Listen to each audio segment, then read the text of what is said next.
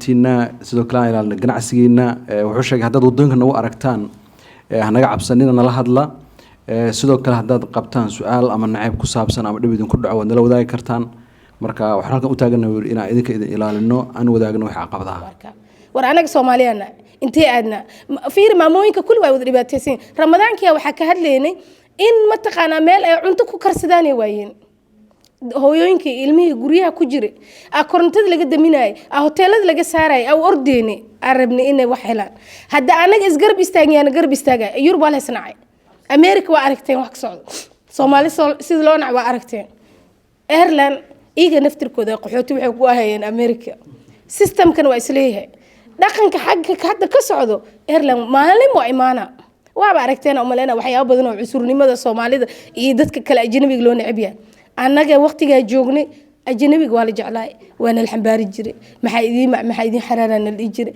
laakiin hadda yaani ma ogi wax jiro ma ogi laakiin aniga wax kaliya arab waxay tahay nimeeyo matqaana qof information la siinayna loo diidin qof ganacsigiisana ayaa caqabad lagu naqanin ani marka Soomaaliya aad balanta waxay ahayd runta fiican ina booliska inta soo wada maqaayad kasto Soomaaliya qada ka siiyo aniga jeebkayga ka bixi qadada sababtan waxay tahay ina tuso Soomaalida inay ahayn dad ma taqaana drug dealers kii waalan asaa waalan laakiin Soomaalida banaanka ka jira laakiin Soomaalida meelaha taagan waxa uu ogaay waxay u taagan yihiin wanaag iyo ma taqaana inay maqaayadaas joogaan inay sheekaystaan dhaqanka Ireland waxay raaskaleena marka aniga waxa dhihi lahay runtii aad ugu faraxsana horta Salmaan asigoo ma taqaana wiil dhalinyaro ah wadanku cusub oo ma aragta hadda dhow imaaday inuu rabo inuu bulsho isku xiriiriyo dhalinyaro rabta inay wax sameeyso adar Axmed Blaaki ama soo bilaabay Soomaali maxalli rada community waa duqoobe hadda in oo la bedelo maxaa diiday waxba ma diideen marka iyaalees xaasidinay meel walbo information ani qof adan kale mala qof kasta oo dhaho information idin hayo loo tago يعني أنا دم كوجو جرتا هديك والله هو يوين كان نقصل عاي المها نقصل عاي ما أنت وحيابها بنان كمقلين أو منطقة أنا جب فيري رنتا في عن ودن كان مجا كلها احترامنا كلها مجا هالضوء منطقة الصومال وحلاق شيء أنا اللي حسوسنا ضد كمان أنا اللي حسوسنا هو حس عيبها إن منطقة هالقف كل يوم ما عرفت بالشيء اللي خانة إن منطقة ضد هالقف قلد أو سمي أو اللي رادو هبلايا صومالي كي ما تقلد ما هو لو ما عرفت ليش جافي نمي dhalinyarada anaga mataqaana bulshada banaankan iyo wax walba ka cishan karno dadkeena baahan anaga baahida tireeno yaani hadda fiiri meeqa inta dadkan weekend waa qof walba gurigiisa joogo wala Christmas waa qof ramala inuu banaan aado meel taga laakiin qof walba wuxuu u go'aansaday inuu inta fariisto waxay tahay in information la siiyo sanadkan waaba aragnay soo ku baxay laakiin sanadka dambe maxay tahay waxa u damacsanaa in Soomaalida loo qabto aniga inta joogo member waxa ka ah ragaan shaqeynay awal waxa dhaay ani qof u danayna ma jiro qof la jiro ma jiro laakiin hadda wixii ka dambeeyo Salmaan iyo Abdishakuur iyo maxallaha asmaa ku tiim ahay wax kasto la sameeyaan waa garab taaganay sababtu waxa way hadda hal loo istaagin oo maanta dhan intii xaq la ordo waxa gaaga ma laha يعني how can we fix it waxa ku fix gareyn karna to have one voice mafahantay marka waxa way sanadka aniga January hadii la gaaray ilaa iyo wixii ka dambeeyo ana waxa jeclaa waliba booliska iyo maxalli rada yeeshay consularka iyago inta fadhiya ina hadla jeclaa sababtoo ana qofa ka cabsana mal af Ingiriisi ku tumilay waa la hadli laa dibka u sheegi laa laakiin ma joogan wala sheekaysan hadhood so marka please isxushmeeno ama taqaana bulshada au adeegno qabiilha la joojiyo maxalli rada yeeshay hal calna heesane hal guri aroos lagu dhigi jiray qabiil mal fiiri jiray qof walbo oo mataqaana qaxooti oo dhayo waa aroosa waa loo guuri jiray hal guri raashinka lagu kari jiray taas araba ina arko waxa raba in Soomaali in isku imaato hal meel lagu dabaaldego calna hebel waxaas UN noo keenay 4.5 UN noo keenay calaamad noo kala qaybimay awal bahalay meesha isaaq laga ma aqooni daarood laga ma aqooni hawiye laga ma aqooni waxa ay hal qof Soomaali bas taas araba ina arko sababtoo dibka bari nagu soo socda ka weyn wax maanta aniga adiga isku haysano dibka oo nagu soo socda wuxuu ka weyn yahay in ani adiga calan green iyo calan yellow iyo calan jaala kala qaadin iyo calan blue dibka anaga nagu soo socda ani maanta hadii wadanka liiga tarxiil adna lagu tarxiil qofku haysana mala marka dadka kaamunka ku jira u daneeno dadka ma taqaana dhibaataysan gabara waxay dhahdeen meel caafimaad laga hadlayo waxay tiri walaalkay wuxuu u dhintay dhahday dayacdaro because isbitaal oo tagay as emergency markoo tagay waxay dhahdeen maxalli rada yeeshay lama daneynin ee dhahday waxaa la yiri okay yani qof daney ma laha ninkii meesha ku dhintay gabadhi waxaa dhaa meel barnaamij lagu qabana ma ka hadlay way oysa markii oysa waa ii suurtageli weysa ina gabadhaas dadkaas intaa horgeeyo media ka hadasho sababtoo wixii ay xasuusanayso oo beritoole qalbigeeda oo keenaya ka weyn ani waxaa xasuustaa xilli oo qof isbitaal ku jiro oo loo wada gurmado oo loo wada hadlo oo xitaa baasaboorada anaga dadkii maamakaami Allah u naxariistay iyadoo sakaraad oo isbitaal ku jirto oo jiifto waxaa laga qaaday DNA test baasaboorka fiisiyaasha ilmaheeda anaga dirnay oo soo qaadnay maxaa la yiraahdaa dowladda Ireland oo u dirnay Nairobi ay ku imaadeen marka taas ma suubi karna hadda raga meeshan ka buux oo fadhiyaan gabdhii waa yar yihiin marka waxaa rabaa bis aniga in ma taqaana bulshada isku xirnaad أنا قنا دتك هورا أنا قنا سومالي دي هورا ودن كان جوكتي إسعاوينيس wax walba isku qabanaysa adii dib hadoo ku gaaraan way gaara maalintii Soomaali laga celi dalkan mujada oo liiraada Soomaaliya lagu geena maalintaas aan boorsadii xirxirna Soomaaliya ugu hormar qofkaas sababtoo adinka isxishmay waa adinka isdanay waa adinka ma taqaana waxa la biyo markay ku soo socdaan waa la iska riixaya la dhahay hada biyo hadda iska riixi waysiin waxa Donald Trump hadda Soomaalida ku sameeyay ka filay Ireland hadda waa u jeedaan يعني ما تقنا دولة ولا نعي ضدك ودن كود شانعي صابتو بين شيء وحياة بدن بين كشيء كميدمنت بدن إيه واسمينه نعي سمينه أنت إيه إيش حلين لهاين فور نيجي كو حاليا وحاله هستا ضدك إيميجرانتي قال هستا مركا نمي هو waxaa ogaatiin hal qof dhibaatada loo geeysta anaga dhan inuu noo geesmay hal qof oo ma taqana badbaada ma jiro marka hadda iska gaarno hadda ma taqana wax isku qabano community-gana Somali community na hala taageero from now on aniga awal waxa dhahay Somali waaba ka tagay laakiin hadda member ahay community-ga member ka ahay wax walba oo community-ga loo qabanayo garabka u taaganay oo mataqaana waa u istaaga inta joogo meel walba la aada wax walba la qabanayo dhinacayga qabana wax walba hadda maanta meeshaan soo baxane qof walba oo mataqaana dib heesto amba ma taqaana u baahan amba consulka in laga caawiyo amba mataqaana looge maxal yiraahdaa ishaga loo turjumo amba wax loo sameeyo mar walba waa jooga insha Allah waa sameeyna ilaa iyo bisha 3 bisha 4 hadoo ilaa kraan raal naqda aad oo hadal badan waxa way activist war ma joojiyay thank you I'm going to go leave now so she want to say a few words about the cross culture, right? Yes. Yeah, cross culture. So everybody marka qof walbana inuu soo apply gareeyo ama scanka uu soo saaro qofkii u baahan in laga caawiyo warqad reference ah ama qofkii u baahan luqad English inuu barto qofkii u baahan in CV laga caawiyo qofkii interview galay oo la rabo warqad support ah in loo qoro ama caawina way u sameynaysaa marka kelmad kooban aan siinaynaa kadibna ayadoo iska fasaxeena xildhibaanadan 5 daqiiqo kadib inoo imaanaysaa so welcome Len. Hi everyone again. So apologies, I have to leave for another appointment, but I hope I see you at cross-cultural conversations. So don't forget, Tuesday, Wednesday, Thursday, we have English classes from 7 to 9 p.m. Coffee mornings on Thursdays, so from 10:30 to 12 p.m. So come and meet new people, practice your English, learn English. And also we can help you with your CVs, with interviews, with applications as well. So we hope to see you there. Thank you. arrimo kale ku xayirnaa isfaham waagaas soo dhaxgalay laakiin markii dambe waa la xaliyay Axmed Taajirna waa ogtiinin oo inta badanna jaaliyadda garab taagan way ifraaxna arrimaha ramadaanadana waxa way door muhiim ah ku leedahay waxa way magaalada ayada dhinac walba marta marka waan rajaynaynaa in xili walba oo hoosh ay wado lagu garab istaago runtii garabna lagu siiyo Axmed waxaan rajaynayaa ramadaanka inuu door weyn ka qaato arrimaha ramadaanka iyo wixii la mid ah sida la sheegay xildhibaanada noo imaanayso booliskana waa sugi doonaa muhiimadda kulanka waxa waaye qolo walba hadaf ay leedahay Axmed gabadhiisa Soomaali isku baranay inta Ireland سوق هذيك عزيزين حسن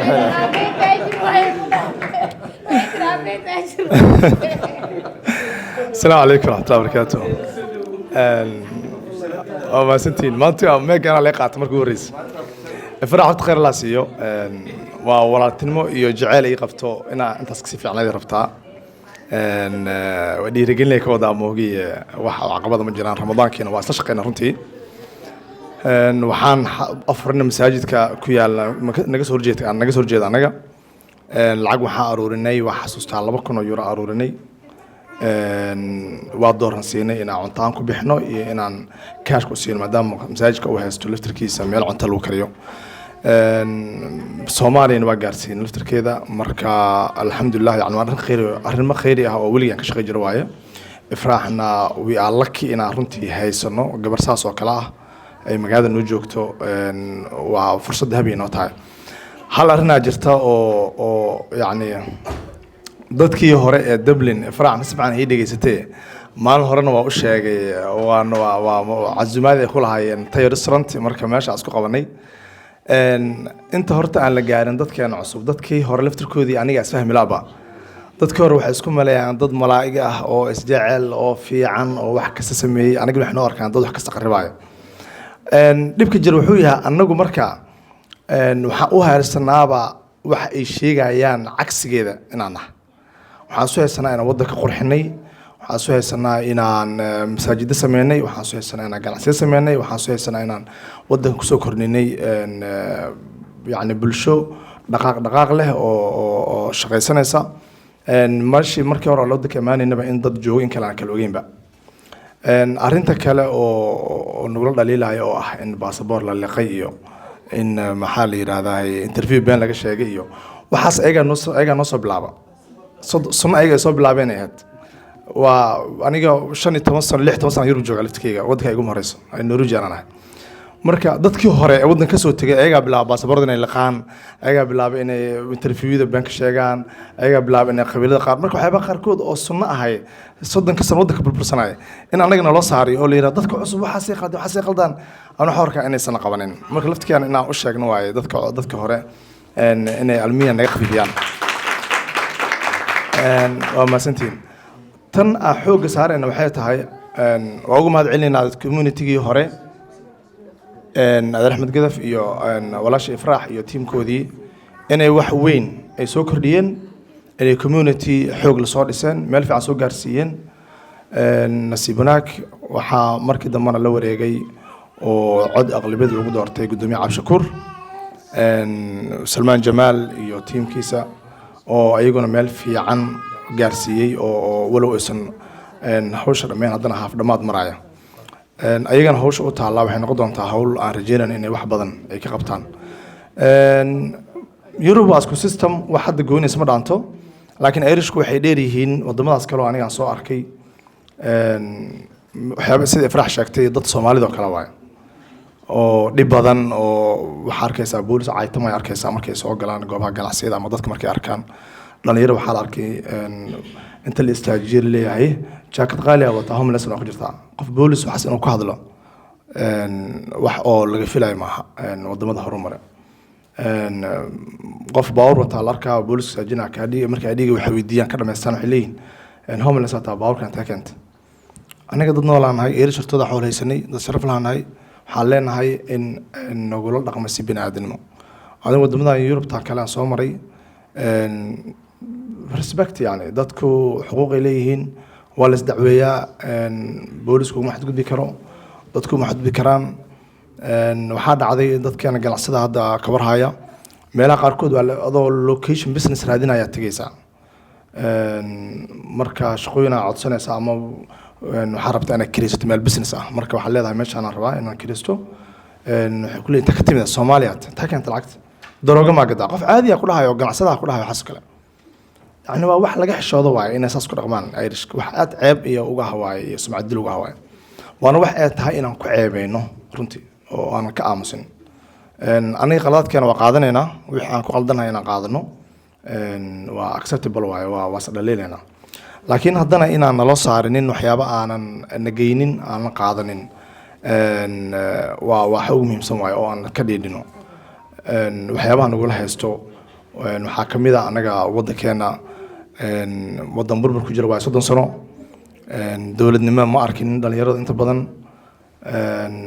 waxbarasho ma jirto dadka markay wadanka yimaadeen dad sida hindidii oo kale ama wadamada dowladaha ka jiro akademiga ah oo markay soo galaan hore kala qabsanayo saandarada sare wadanka manihin laakiin haddana dad nolosha ka dhacmanihin darogistaal maahin dad qof walba oo responsible yahay oo soo shaqeeyay oo welina shaqeynayo oo family leeyahay oo nolol leeyahay oo reer leeyahay halka isugu yimid marka qaabka horta ay Irishka nolol dhaqmayaan in aan inta miis soo fariisano aan dhan horta anagu yaanahay annaga history aan leenahay Soomaaliya nahay qaarada Afrika ku noolaa Irishka laftkooda dad oo survivor gareey waa nolosha dad lagu meestay oo la dhibay oo dagaalamay oo dhibaato ku dhacday oo kala haaday oo caalamka la jooga waay waxaad moodaa meelo badan isaga mid nahay marka inaan u sheegno inaan sida bini'aadamku u nool yahay u noolnahay anaguna oo aysan noola hadlinin weliba xataa hal la record gareeyo dhalinyarada qaarkood markay la kulmaan booliska awigoo baabuur wada la istaajiyo ama goobooda shaqada ama yani ay damcaan boolisku inay handadaan hal la record gareeyo anaga hadda kahor maqaayadda way noo soo galeen habeen waxay isku dayeen way caaytameen markii telefoon lala soo baxana si degdeg ah ay janjarada uga dageen marka wadanka xaqa waxa ku joognaa sharciga ku joognaa anaga wadanka sharciga ku joognaa deganaansha haysanaa canshuuraan soo gelinaa inta halkan fadhida all way wada shaqeeyaan marka canshuurta waxa riisiga canshuurta loo bixiyana qofku waa inuu feedback helo waay inuu u soo laabtaan waay marka wax u soo laabanaya waxa kamid ah caafimaadka wadanka caafimaadka soo ogtihiin Yurubta kale lamid maahan oo ka hooseeya standard ahaan iyo service ahaanba marka dabcan canshuurta bixinayna waxay noqonaysaa canshuurta aan siina dowladda Soomaaliya canshuur la bixiyaa way ogtihiin oo VAT la bixiyaa laakiin haddana wax soo laabta waa yirihiin jidka lagu ma dhiso maxaa la yiraahdaa caafimaad lama helo marka ina anaguna suspectiga waxyaabaha aan filanayno aan wadanka ka filanayno waxay tahay canshuurta aan bixinayno in aan ku helno nabad ku helno marka koobaad xushmad ku helno caafimaad ku helno guriga ku helno arinta ugu muhiimsan waa guriyaha waaye alada ka taaganta wadankan yani xataa dhalinyarada marka laga tago wadamada Yurubta kale hooyo caruur haysata banaanka ma dhigi karo caruurtu waa very expensive waay meelaha ugu qaalisan adduunka kamid yihiin caruurta marka wadankan ama caruur hayso ama waayeel ahaaw ama xanuunsanaaw weli faraaxa noo sheegi doonto ma cilad oo Soomaalida kaliya lagu hayaa mase waa cilad lagu hayo dad kale waxaa arkaysaa qof shaqeynaya 12 saacadood aabba ah caruur leh guri aanan haysanin cashuuro bixiyaa gurina kinuu kireeso diyaar u yahay haddii qofkan uu xataa ahaa lahay qof loser ama qof aan shaqeynaynin ama qof raba inuu ceyr qaato adkiisa haleed laakiin he is hard worker oo shaqeynaya 12 hours oo shaqeynaya day haddana dowladdii markuu yiraahdo waa cashuurtaana bixiyaa waa shaqeeyaa aniga caruurteyda deganaash u baahanahay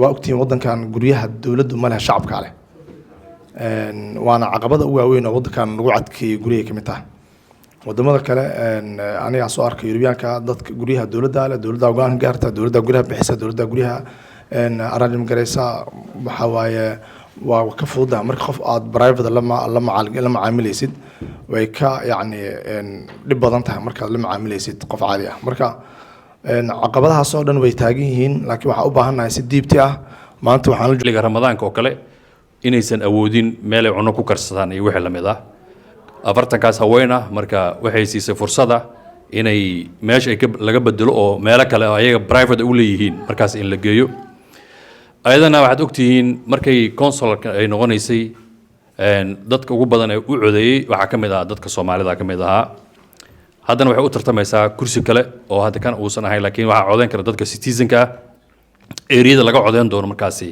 ayada noo soo sheegi doonto marka Soomaalida aaday marka ay u taageerto eridan Dublin 1 oo dhan ayada waxay ka tahay ayada u qaabilsan Dublin City Council. So I just welcome Janet to say a few words about housing crisis and what the advantage for Somalis for the housing crisis and also the City Council, Dublin City Council. kadibna waxaa jiri doona su'aal qofkii qabo inuu weydiiyo iyo qofkii caqabad haysta inuu weydiiyo wixii su'aal markaas uu asaga uu rabo markaas ayada uga jawaabi doonto wixii xaaladooda adag markaas ayada marka jeey doonto oo meel ay ku hagaaji doonto welcome. Thank you very much. And thanks so much for having me here today. Is somebody translating, or will I just keep talking? Or Yeah. فهمنا بس ولا ترجمة. Yeah. Okay. Okay, yeah. are you going to translate? Where we will say. Okay. Yeah. Yeah, go on. Okay. try. So I'll just introduce myself first, if that's okay. My name is Janet. I'm a Green Party councillor for the North Inner City of Dublin. So if you live between Dublin Port, East Wall, and over to the Phoenix Park, and up to around this area, then I am one of your political representatives for this area. Something I think is really important everybody knows about is that for the local elections, everybody is entitled to vote. So the politicians who represent you as much as they represent anyone born and raised in Ireland. It is different if you are, for the national elections, you have to be a citizen to vote in the national elections, but at the local level, you are represented as much as anybody else is by local councillors. So please feel that you can approach people, that you can talk to them, that you can bring their issues to them and ask them to help with any issues that you are having. I guess I wanted to talk a few things maybe about what we are doing in the city at the moment. So Dublin City Council has responsibility for some issues around social housing, for homelessness services, for traffic, transport, for maintaining our roads, for taking care of the parks, and a range of other things, working with the local businesses and ensuring that the city is working well in general. So that's the kind of the issues and the responsibilities that we take. We have to work across every part of the community of Dublin. You'll be aware that the North Inner City of Dublin, about 50% of people who live here are born outside of Ireland. So this is a very diverse part of the city. People come from all over the world and make Dublin their home. It's really important for me, number one, that people feel safe, respected, included when they are here and they are part of Dublin. It is also really important that people are contributing, that they are part of the city, and they are doing their best to, as the rest of us are, ensure our city is a safe and cohesive place where we all know each other, we all get along together. So those are the one of the things I think is very important. Should we say? Yeah, do you want to say anything or like? Okay. Sorry. Magacaada sheegtay iyo. Okay. That was not the plan.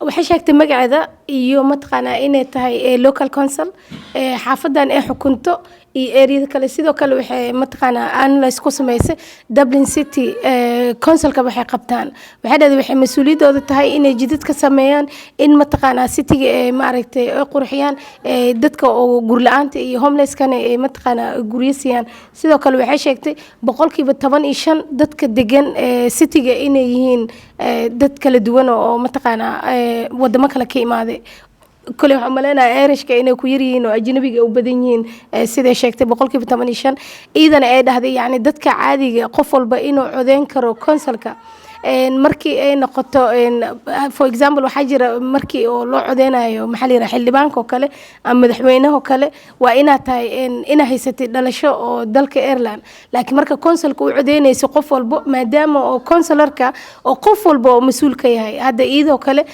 qof walba mataqana oo eridan digan city council Dublin 1 ilaa iyo maxalli dhinacan maaragtay أو دبلن 7 أنت كسر حكت واحد صدقن إذا مسؤول كتاي قفل بق هاد إنا إيرش تاي إنا إيرش إن مكحرنه وعدين كرتا واحد إيش شكتني واحد هذا حكى لي دونا في things مركا ولي ما ينجارين لكن وحنو شرح إن محلي رذا قف كإذا تاي إيو city council كبح أوقبته.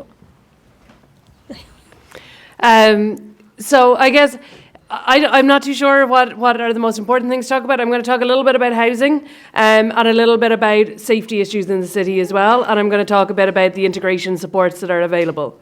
But if there's any other topics that you want me to talk about, if you tell me or anybody, questions. I think that's right. You can talk about the homelessness, integration, and then what the Somalis can do the housing. Yeah. Okay. So just, I guess, in terms of integration supports, and like English language is absolutely crucial, and there are, and you met cross-cultural conversations came here, and a few other different groups. There's a lot of groups around the city that are willing to meet with people who are new to Ireland and help with English language skills, and that's really important. And I'm going to say it's maybe I'm being unfair now, but I think it's particularly important for the women, because like a lot of the time the men are working a little bit more maybe, and they're interacting more with people who are using English day to day. And in my experience, and maybe I'm wrong, but sometimes the women, because they're at home more and they're working within their own communities, they're not picking up the language as quickly. So it can be more important for women to make sure that they give themselves that opportunity to meet with people and pick up English language. Okay, so we I'll keep asking about and waxay dhahday hadeertan kuwana idinla joogayna dhahday English classes sameeyaan laakiin meelo kala jiro mid kale waxay dhahday markii rag iyo dumarka la fiiriyo ragga waxay dhahday way shaqeeyaan oo mataqaana meelo kale luqadda way ka bartaan laakiin dumarka waxay dhahday maadaama guriga ay joogaan ee iscaawinayaan ee community ga caawinayaan aad loogu baahan yahay in ay iyagana luqadda ay bartaan hadii runta la sheegana haweenka guriga fadhiyaan luqadda saasna ma u bartaan even English class idoo jira xitaa waa ka caajisaan dumarka Soomaaliyeed ma aadaan marka in matqana oo luqadda la xoojiyo in la bartana wax wanaagsan waay soo hadda luqadda ka hadlaysa.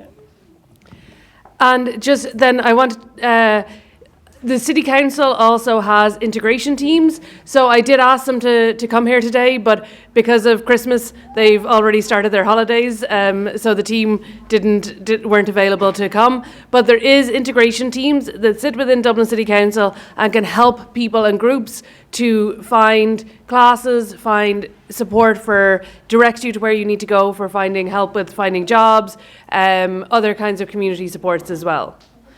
So I will through Salman, hopefully at a future point we will introduce as many as possible to the integration teams within Dublin City Council too. Do you want to just mention?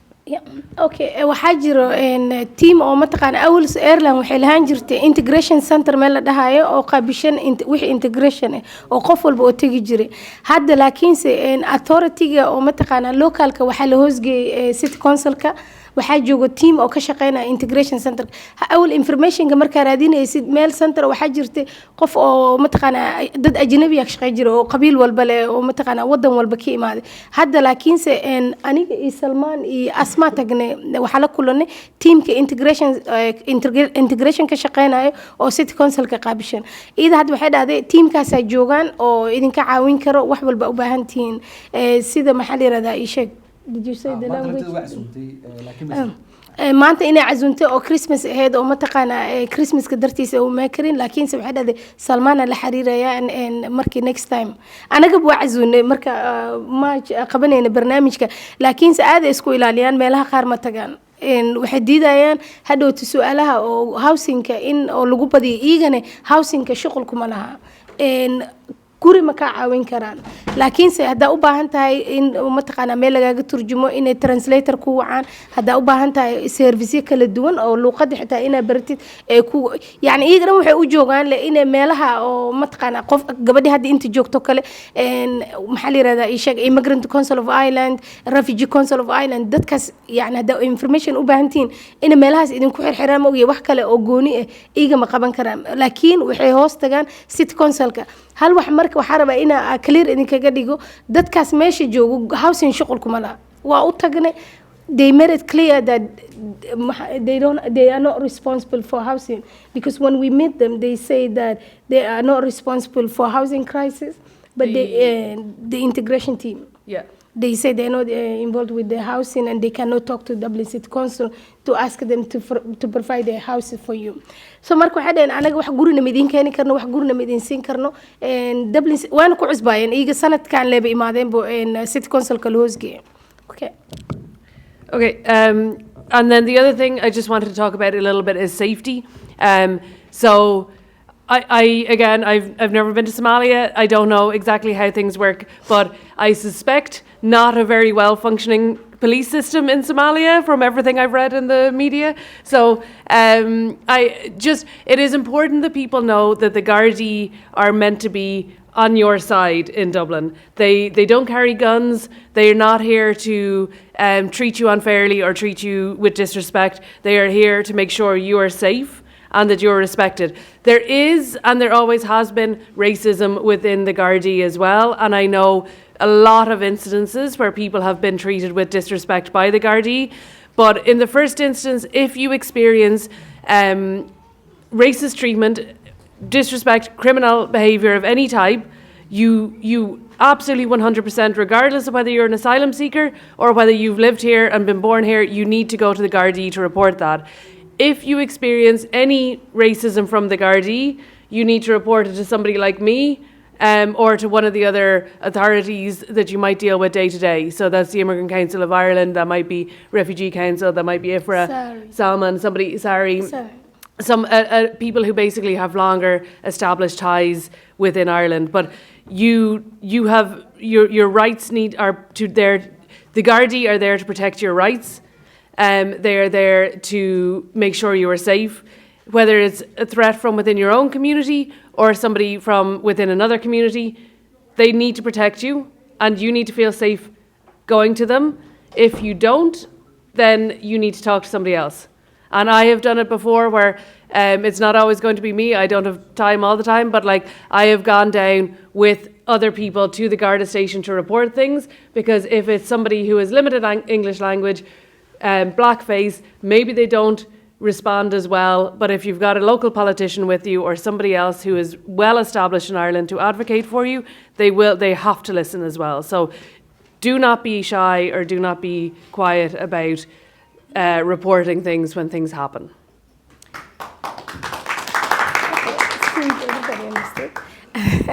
waxay ogtahay qof walba inuu fahmo waxay ka hadashay waxay dhahday Soomaaliya waxa akhriya arkay dhahday in Soomaaliya oo mataqaana booliska Soomaaliya iyo booliska isku mid ahayn booliska Ireland bistoolad ma qaataan qori ma qaataan dad caadi oo iska socdo waay waxay u joogaan in adiga amnigaada ilaaliyaan oo mataqaana safety-ga city-ga ay sugaan waxay dhahday iyaga xitaa mararka qaar waxay noqon karaan dhahday cusuriyaal sababtoo maxaa la yiraahdaa dadka isku mid ma aha ayagoo kale hadii ay cusuri kugu noqdaan waxa ku report gareyn kartaa dhahday city maxaa la yiraahdaa refugee council of Ireland immigrant council of Ireland iyo maxaa la yiraahdaa Sheikh Sari Sports hadda taqaaniin Sari Sports against racism iyo maxaa la yiraahdaa hadii oo booliska iyaga ay ku cusuriyeen waa iid xitaa waa u tagi kartaan laakiin waxay dhahday community-ga kale hadii cusurnimo kugu sameeyaan booliska waa tagi kartaa booliska waxay meesha u joogaan in adiga amnigaada ilaaliyaan waa mataqaana waa dacwoon kartaa ay dhahday maxaa la yiraahdaa Sheikh booliskana waxay meesha u joogaan waxay taa amnigaada inuu ilaaliyaan.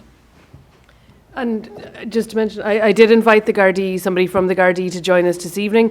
They said they would come. I don't know whether they will now, but it is the busiest Saturday in Dublin, unfortunately, right now. So they might be busy, but in general, it is important that they come and they meet with you guys. Representatives do, so that you have a chance to discuss any issues you might be experiencing as well.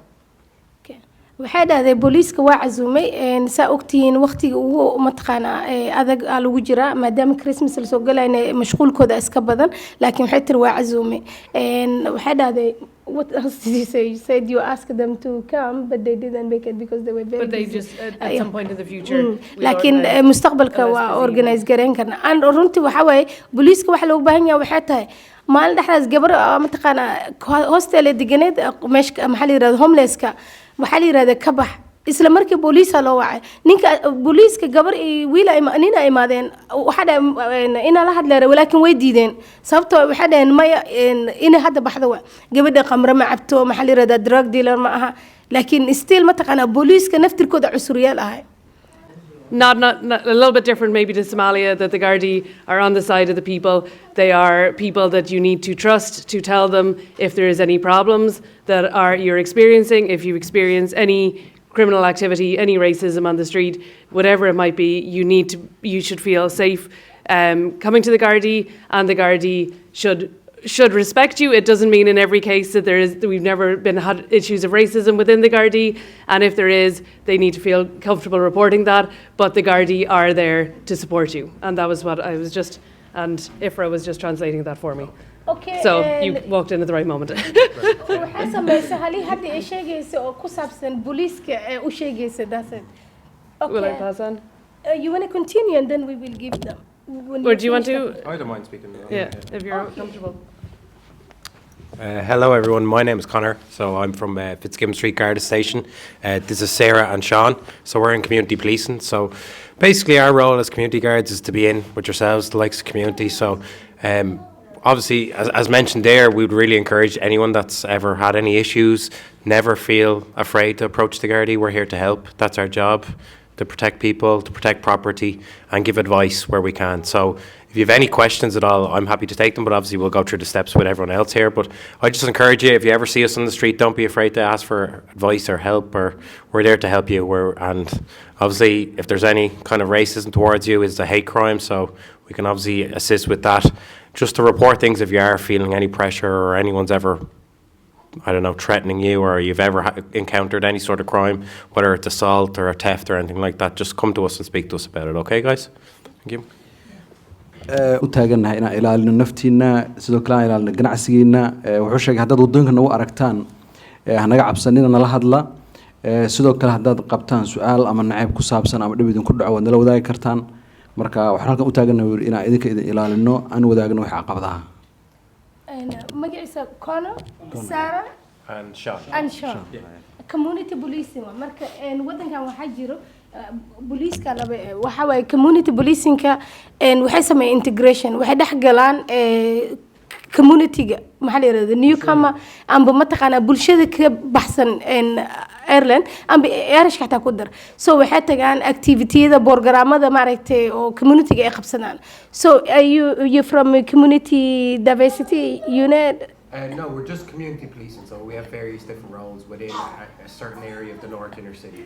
Okay, so marka iga community policing waaye maxaa la yiraahdaa yeeshay inay community booliska ay dhaxgalaan community-ga oo laga cabsanin in su'aalo la weydiiyo in la hadlo oo mataqaana yeeshay waa fiican tahay inay joogaan sababtoo yani caqabadaha aan qabno iyo waxyaabaha hadda la sheegay in ayaga u sheegno in mataqaana iyaga naftirkooda ay hoosti gareeyaan inay isku wacaan community-ga ay la sheekaystaan oo mataqaana haddii xitaa qof booliis oo dhibaato kugu sameeyo ayaga dhaxdooda yaa la xiriiri karaa oo loo sheegi karaa marka I'm happy you're here so there are a lot of questions be raised and you'll be answering okay so qof su'aal qabo weydiin karaa dan waa u turjumaan okay so habreed adee su'aasha maxaa ninkii noolaay oo dhahabi joogay asaa joogay ninkii dhadhaaba بسم الله ما انجلش انا ويل سو سمعوا خالد الله عليك كانت ان شاء الله وحروا بوليسك انا له ثانك يو جايز انا نوي ماتين يحبي انا حشمسان سو غارت المات waxaa jira su'aal badan rabnaa inaan weydiino laakiin ugu misar inaan weydiino waxay tahay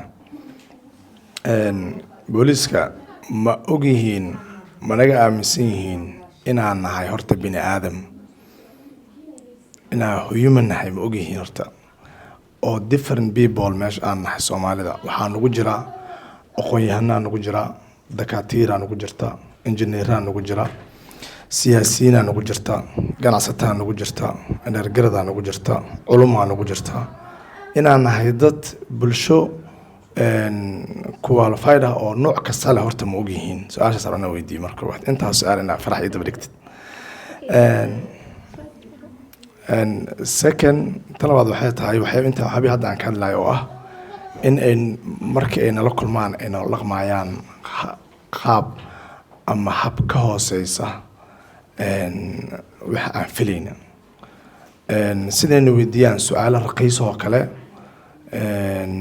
waxa hadda ka hadlayo kale in qofka markii la wareysto oo la leeyahay homeless aad degan tahay waana jaakadahan iyo telefoonta ka keenta عندنا قفك وش قيا العقوة بحياة ريفينيو عشورة بحياة ودنك مهلين حقي أو كلها الدولة دقنا الشدة وضمنها كي معنا نجا قفك دوش قيو حق حليه أن تقول هلو حق حليه هاي إنه سكورتي هلو حق حليه إنه عارف ما هلو مركا أنا بقول شقينا إنه أي حدنا وحالك كلنا هذا الله وموجنا عيو نعيب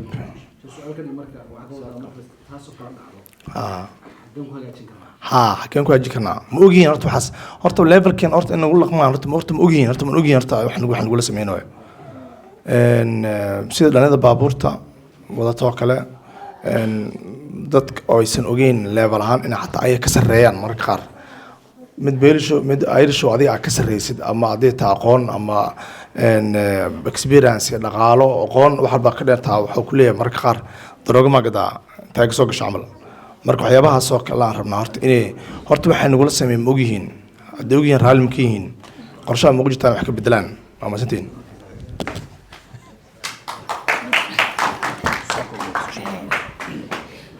Okay, this Ahmed, actually Ahmed, he is a Norwegian citizen, moved to Ireland. He has a business here in Ireland. He has a restaurant. He was talking general about Somalis. He said that whenever we meet God, they don't really respect us. And he said they treat us like a trash. And they ask us a very, questions that are not really necessary, asking, you live in homeless center, how do you have a mobile phone, or how you have a card, or how you have a jacket that are expensive. And he said that he's also taxpayer, and he has the right to have security, he has the right to have a health, and also he have a right to have a safety. So he's asking, are the guard actually allowing the other guard or colleague to basically talk to us like that? That's what he asked.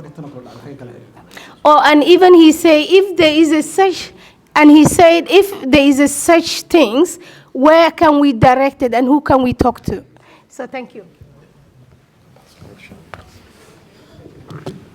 For Ahmad, is it? Yeah. First of all, I'm sorry if you had an experience like that. Obviously, you're very welcome to Ireland. What I can say is sometimes we can be very direct as people dealing with each other. It might come across the wrong way to yourself, but if you do feel like you are, I suppose, being viewed in a way that you don't think is appropriate, every single one of us wear the uniform like this, and we have the numbers on our side. They're all a unique number and a letter. So you can take note of that number that's on the shoulder. If you want to go make a complaint, you can make a complaint to either a Garda station or to an organisation, the Ombudsman, it's called FISRU, that can be done. Myself, personally, anyone I deal with out on the street, I deal with everyone exactly the same. You know, everyone has problems. It's a busy city. Everyone's circumstance is different. Some people are homeless or struggling with money. Some people aren't. Some people are running businesses. At the end of the day, it's a busy city with a high population, and we do have rules to enforce. But I don't think that, personally, I don't think that we are subjecting people to ill treatment. Like, you know, it's certainly not intentional.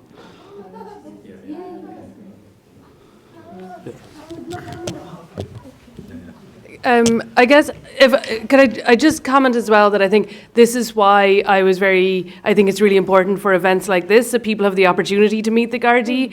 I know the first time I experienced a crime in Ireland, I wasn't confident going to the Gardaí. So I mean, if I'm not confident, I don't expect people who are very new to the country to be confident either. But I think when you have met people and when you see that they are regular people, and it doesn't mean they're perfect people, but they're regular people as well, it makes it a little bit easier to say these are people who it's easy to come to and easy to have a conversation with.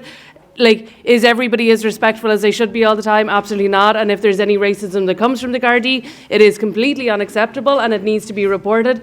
But it isn't acceptable. And if people have experienced racism from the Gardaí, they are encouraged to report that and to say that there is bad conduct on the part of Garda who are representing the city. But I guess for me, it's really important that we build that positive relationship between your community of the Somali community and the Gardaí, so that when instances are happening, you know, and you feel comfortable coming to, and I think even, in your restaurant before, Salman and I discussed it with the Gardaí, and we had a conversation. We were able to kind of get somewhere. But when those links are there and when that conversation is possible, things get resolved a lot easier than when we believe that we are all against each other. So I think that's also why it's so important that the Gardaí are here, and why we have these opportunities. That's good. So,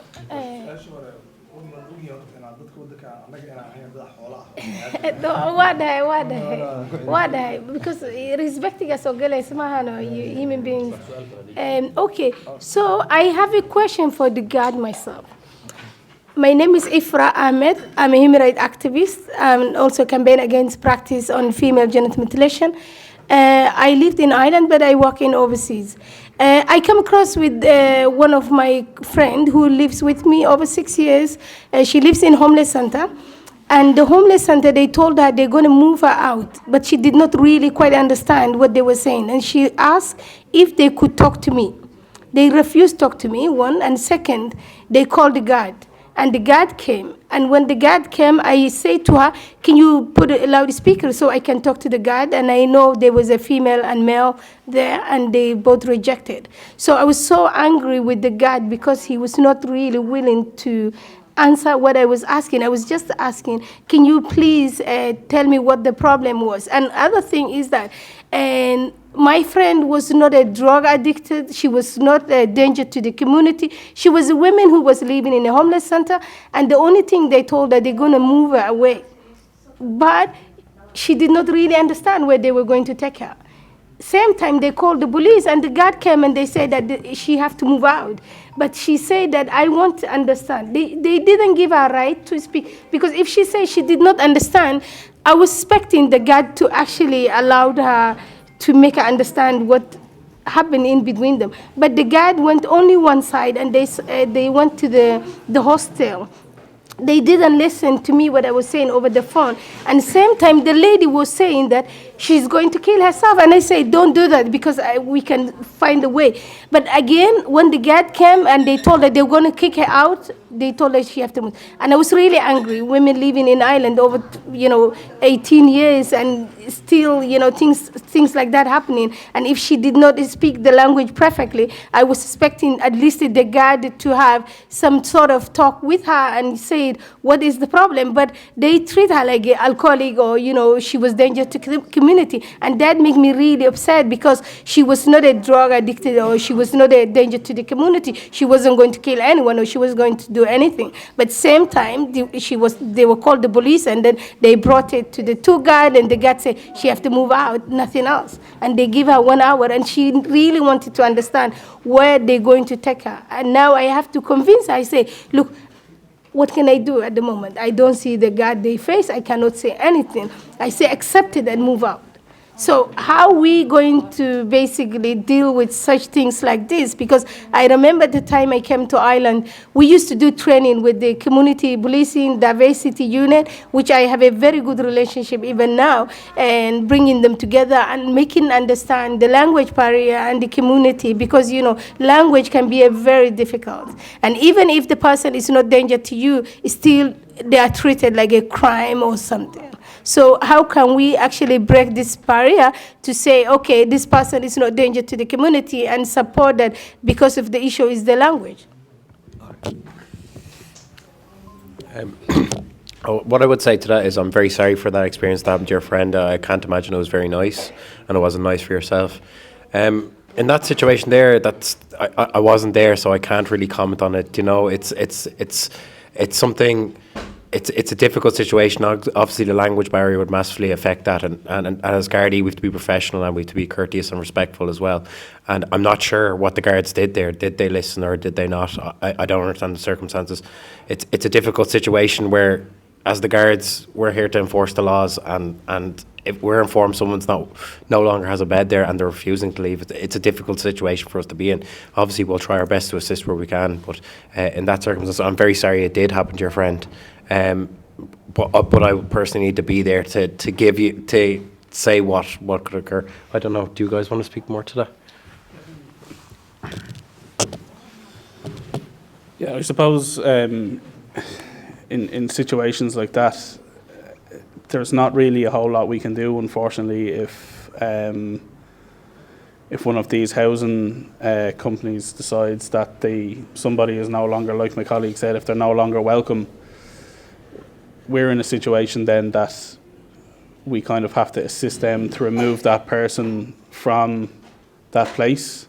And it doesn't, again, unfortunately, it doesn't really make much of a difference if we say they're a good person, or there's no preference for beds for if you're a drug addict or homeless, or like beds are, that doesn't really matter. So even if we intervened there and got those points across, there's a possibility that wouldn't have affected the situation at all.